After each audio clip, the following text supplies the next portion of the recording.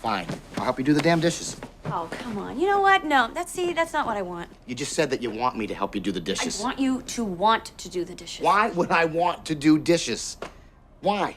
See, that's my whole point. Let me see if I'm following this, okay? Are you telling me that you're upset because I don't have a strong desire to clean dishes? No, I'm upset because you don't have a strong desire to offer to do the dishes. I just did. After I asked you. Jesus, Brooke, you're acting crazy again. Don't you call me crazy. I am not crazy. I didn't call you crazy. I didn't did. call you crazy. No, I didn't. I said you're acting crazy. Okay, I have to know, why did you pick this? Is it because the guy in the film, his name is Gary? Yes. Yeah. Perfect. Yeah. And scene. That's right. Yeah. So exactly. So why Right? would That's I the not? end of it. I think that is outside of the great name. I think it's a great.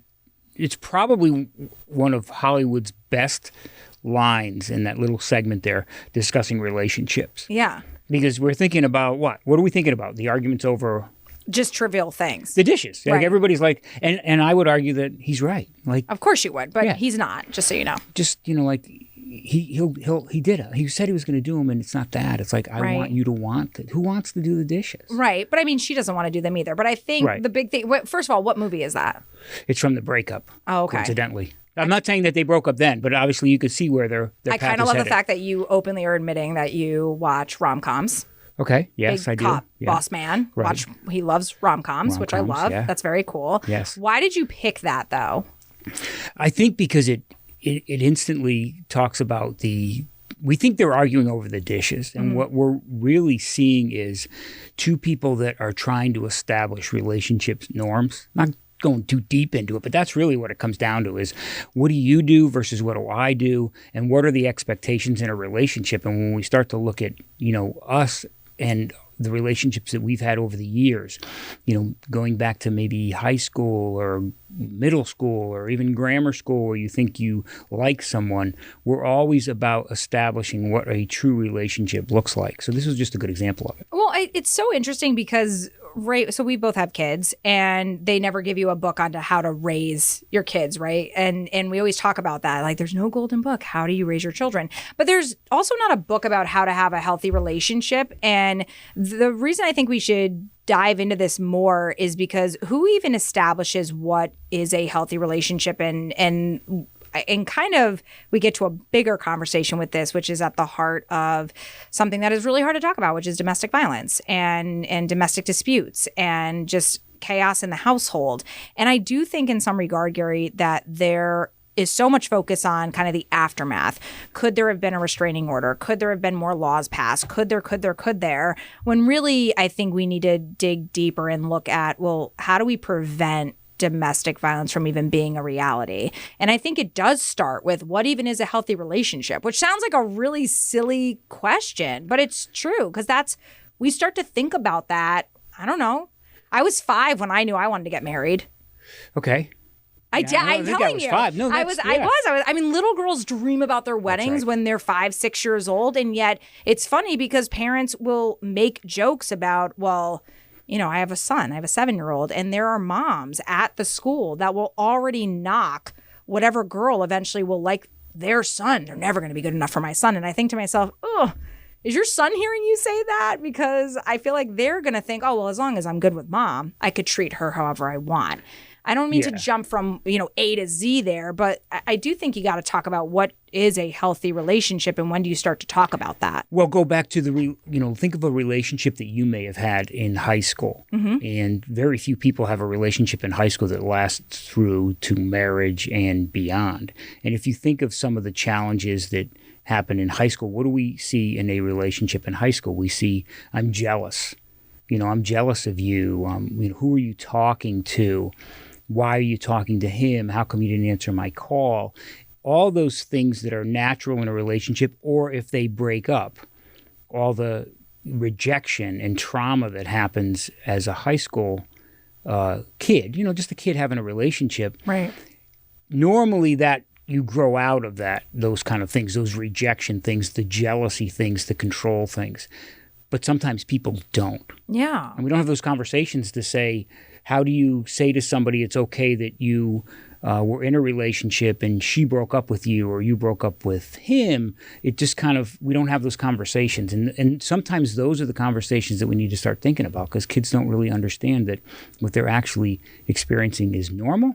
However, it's not normal when you start to attribute relationship. You get rejected. And then you say, well, the next relationship, what did I do wrong? So now I'm going to have more control. Does she like me? Does she really like me? Who are you talking to? And especially now that we look at social media and how you can have that 24-hour-a-day access with someone, I think that that's kind of where we start. Yeah. Well, it's funny that I brought up rom-coms. I'm going to also kind of poke fun at this, although I totally agree with Gary, that you also like Bluey. I do, yes. And he's like, why are you bringing this up right now? know, So why am I Bluey bringing is this up? great, by the way. It's not just for kids and the dogs. It's actually great for adults. I also love Bluey and absolutely have watched Bluey without Chase in the room. Full disclosure. There's an episode of Bluey, and you're going to be like, I don't remember that one. You do. There's an episode of Bluey where Bluey's cousin, Muffin, is in the back seat, and the dad in the beginning of the episode tells her, you're the most wonderful child in the world. You're the perfect child. You're the best, basically. By the end of the episode, though, because Muffin in her mind is like, oh, I'm the best. She's mean to Bluey. She's mean to Bingo. And by the end of the episode, the dad goes, hey, you know how I said that to you at the beginning of the day? So you're the best to me and Mom, but you're probably not the best to anybody else. Do you remember that episode? I do. I knew it. Yes. I knew you saw Yeah. it. But I think it's such a telling, lesson really for adults, because kind of going back, Gary, to what you were saying, which is dealing with rejection. That's How often do you see that as soon as your kid, even if they haven't been rejected, let's talk about the group of 7-year-olds who hang out with my son. Those moms already have it in their mind planned for, and again, will they actually do something bad? I hope not. But I'm going to slash that girl's tires, or, wait till his, you know what I mean? Like, I'm going to go after her. Like that is the kind of language. And remember, maybe our kids don't hear it or don't care about what we're Right. saying, and they know you're not going to do it. But I think it's setting that precedent. Like I've told my son, listen, I love you. I would take a bullet for you. I would do anything. Don't laugh, because Gary knows what I'm going to say. But I told him, if you ever put your hands on a girl, I'm going to slap you offside the head. I'm going to tell you right now, that is just never going to be okay in this household. And you have to have respect for women. I don't care what they have done. You have to have respect for women. And I have no problem saying that to my son, because that is the truth. But do people have those conversations with their kids, or even deal with rejection? Right. Right? It does. And that's what I mean. I think about dating in high school, and, I'm over it. Even though I was going to say that. It's okay. Do you need me Yeah, to? I are you remember. okay? Yeah, You I think sure? I am. Okay, I'm okay. over it, but I'll bring it up. Not to say that I'm reliving it, but that the fact that I remember when I was dating a girl and she broke up with me after 11 months. Broke really my heart. sorry. I know. In 11 months, 3 days, and 22 hours. By the way, Gary is happily married with 3 children and living his best life. But That's go right. on. Sure. So Not I think this that girl, we though. no. Her loss. Yeah, her loss.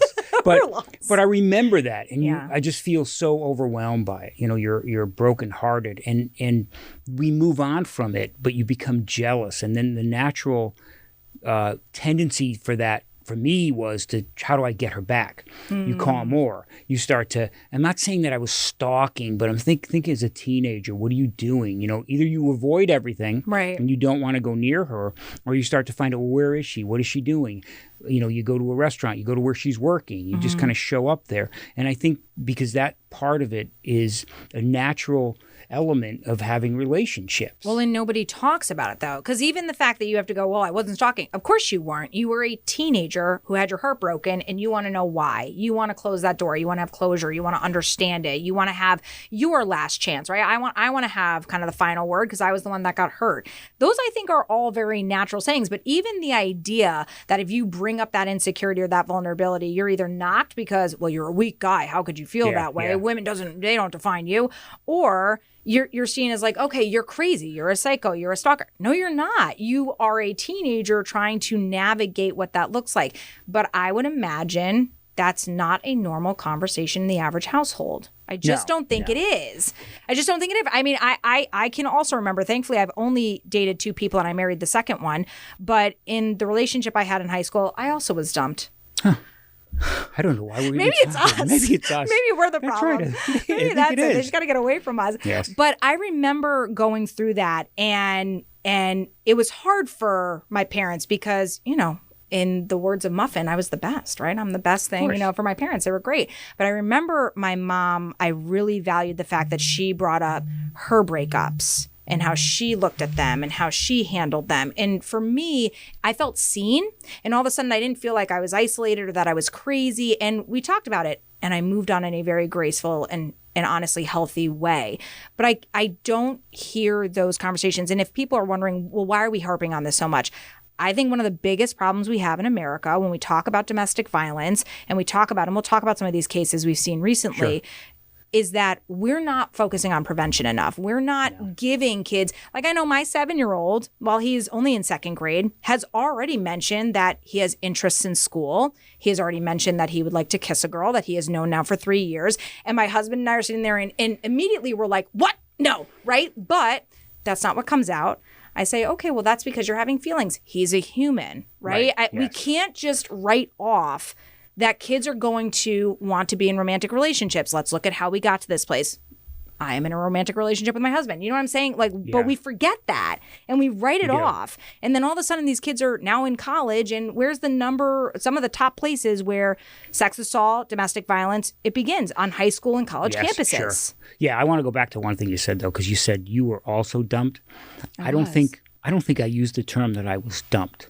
I didn't. So I no, just you want to did. clarify You said that. she dumped me. Did I say that? Okay. I believe so. We could roll back the tapes, right? I think you did say that. Though. Yeah. Why? What would you prefer to say, Gary? I'm sorry. I don't know. She dumped you, sweetie. It was she chose wrong, maybe. I don't know. Well, no, that's part. I just want to clarify right? that. I don't know whether I used the word dump. Okay, so we were don't know both why dumped she did at one it. point. We don't know, and we can investigate that. Okay, all right. It just makes me feel better. No, so I think you're great. So I think that you're right. I think some of the things that we look at grow. So we move on, but if you start to look at some of the things that in our first relationships when we're kids, and it'll play into what we're talking about now. If you think about like we confuse jealousy with love as a kid, like if she's jealous of me, that means that she or he likes the person that they're dating. And that's kind of a confusion because oftentimes you test it. You know, I remember, dating and it would be like she would be talking to someone else. And some of that was to see if I was jealous of it. And you kind of confuse jealousy with love. So especially now, how does that play into it? You monitor someone's phone. You kind of look at, you question who they're with. Why are they talking to them?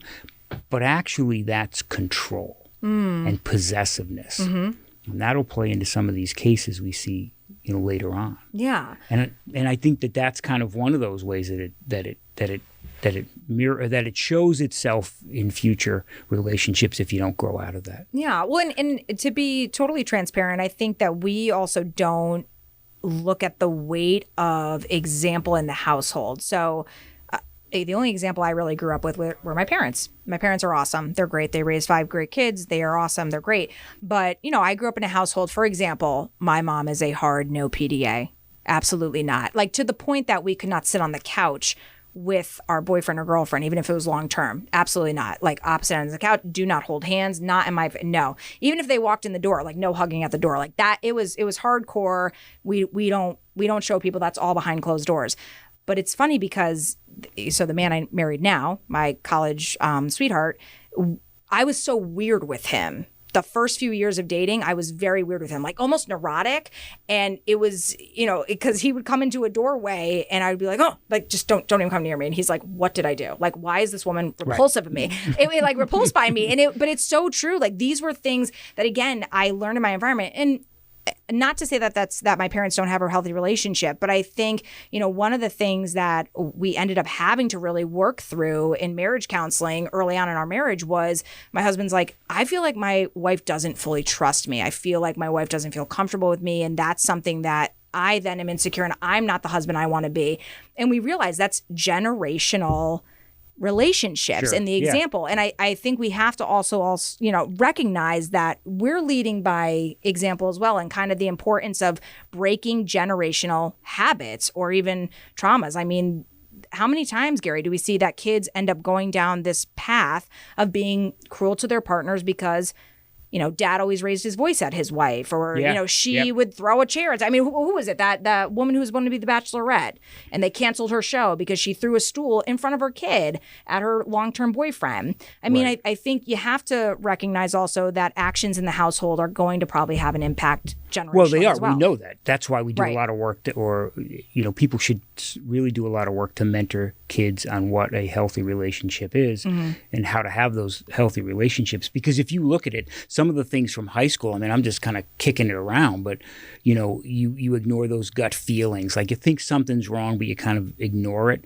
or you overshare, or you think you can fix them, even though you have that. And the big thing that you mentioned was how do you handle rejection? Because a lot of things that we see in now cases, and we'll talk about those cases, a couple of them that have happened around the country, it's the rejection. Because rejection, how does that rejection show itself in a marriage? Divorce.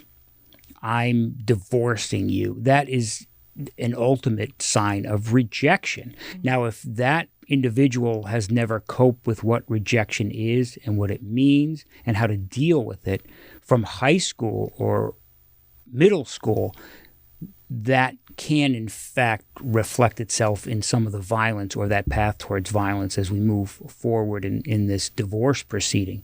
That they're like, I'm rejecting, you are still going to be with me, and all those things of possessiveness, jealousness. Then you get into the stalking. Where are you? Who are you with? Because ultimately, in any relationship, even in high school or elementary school, there is that level of control. Right. Like, because you're trying to figure out why don't you call me? Sit with me on the bus. Whatever. Right. And Those if we start- insecurities, those vulnerabilities. and if we get don't heightened. and if we don't grow out of it, and they follow us through to adulthood, that's when we can find out that these cases potentially have Consequences. and have the consequences towards it's going to go to a toxic relationship, and Right. ultimately some of them are going to head to violence. I mean, so it's interesting because the timing of this podcast in particular was because here in Connecticut, Gary sits on the board for what we call the Center for Family Justice. It's a nonprofit organization. They help survivors and their families who have been impacted by domestic violence in Southern Connecticut. And they have their annual Walk a Mile event coming up. And actually, yeah, it's this weekend.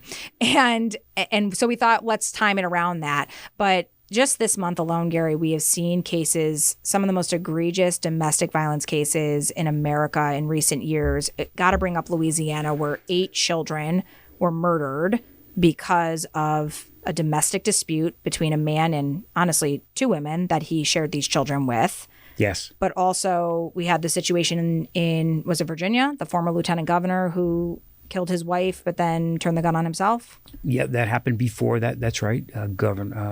Lieutenant Governor Fairfax, I believe, in Virginia. Now you look at them, and both, what do they have in common? Well, it's a domestic violence situation that the woman was killed. And in Louisiana case, it was a family annihilation where the entire family was killed. But they're also different.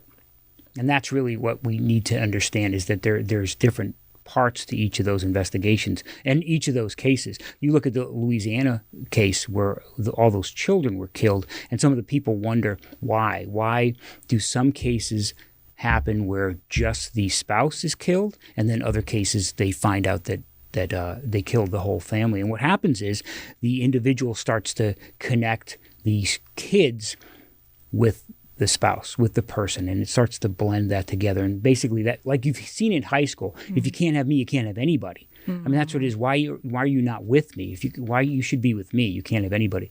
When that starts to manifest itself into a long-term adult relationship where that rejection comes out and you don't know how to handle it, and I will control you and I'll do all I can to control you, that's when you'll start to see those severe cases of domestic violence and death. And what we find is that these cases don't. This is what's so important about this conversation. We have to remember these cases of violence don't start out violent. They don't start. Most of relationships start out happy. Right. We have to understand why they go down a path where they're unhappy. And sometimes they do, and that's the reality of it. What we have to do is make sure that people can extricate themselves safely from those relationships that are not working out. What we see in these severe cases are they can't. And oftentimes it's because they've never understood how to cope with rejection and jealousy, and those patterns that you have in relationships as a kid, you've never broke them. You never discarded all that. So, I mean, I think that we have to kind of get real as people. And even if we don't have kids, just the importance of having those healthy kind of conversations. So even if you're a school teacher, if you're a bus driver, if you are I don't know, if you come into contact, I feel like with the next generation in some regard, we should be able to I guess acknowledge, but also just let them know that they're seen, but also that it's totally normal to have feelings. But we have to dig into what those feelings really mean and what they could imply. And obviously you tailor it to the age group and everything. But Sure. I don't know, you recognize that because to your point, I think most people enter into relationships and we all kind of look at them differently. But I think the average person can recognize what's healthy and what's not, but sometimes it's too late to fix it. That's right. And you're in it. You're in it at that point. And then the hardest time in these adult relationships are when you want to extricate yourself from it. And we know that some of the hardest, we want to stop it. Bottom line is the reason we're having these conversations, well, as you know, just as well as I do, we want to prevent it. Louisiana has some really good services on domestic violence. Doesn't matter because 8 kids are killed and two adults, and he killed himself. I don't think the adults, thankfully, died. The spouse and the girlfriend died. I don't think they did, but there were 8 kids killed. So they have the great services, but we got to do all we can to prevent it. And I think that's why this discussion is so important. We have to recognize that our kids are just having relationships, and we're being disappointed. You know, having relationships as high school people is very disappointing. It's great. Not that. Look, I'm over it. Okay, I think I'm over it. You did I was get rejected. dumped, though. Yeah, you did. I think you're right. I did get dumped. But I think at the end of the day, I think we have to figure that out. We start out in a light conversation, and who's going to do the dishes? It's not about the dishes. It's about the relationship. Who's going to do them? Ultimately, at the end of the day, I think he was right. He wasn't right, just so you know. But I mean, we weren't in the relationship, so I guess we'll just never know. Right. But Did they stay together in the end? No. Wait, really? No, I've never they actually didn't, seen and that I movie. don't remember whether they got back together. Now I gotta go watch the movie. Yes, the breakup. I feel like we have enough homework just getting this show off the ground. Now I gotta go watch the So I think movies. at the end of the day, if people were to take a lesson from this, it's relationships are hard, and we got to make sure that our kids understand that they don't have the bad things as a kid follow us through to the confusing things as an adult. Rejection happens, and if we're not talking about it with our kids, it can sometimes lead to these tragic cases.